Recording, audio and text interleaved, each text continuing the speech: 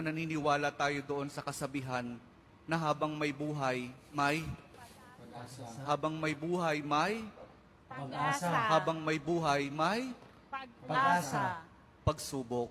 Dahil tayo katiwala ng Diyos, binibigyan din niya tayo ng iba't ibang klase ng pagsubok. Kaya po doon sa pagsubok na yon, saka pa lang natin mauunawaan na talagang ang ating buhay ay mayroong, habang may buhay, mayroong, Pagsubok. habang may buhay, may Pagsubok. pagbangon. Huwag niyong hayaan na kapag meron kayong pinagdaraan ng pagsubok, ay hindi kayo babangon. Kailangan meron tayong pagsumikap na pagtsatsagaan natin yung ating mga pagsubok na pinagdaraanan.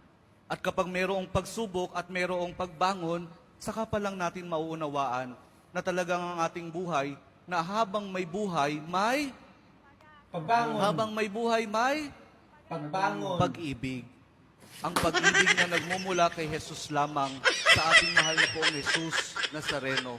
Dahil doon, kapag naunawaan natin itong mga bagay na ito, na habang may buhay, may pagsubok, may pagbangon at may pag-ibig na nagmumula lamang kay Jesus, saka pa lang natin mauunawaan at matatanggap na talagang habang may buhay, may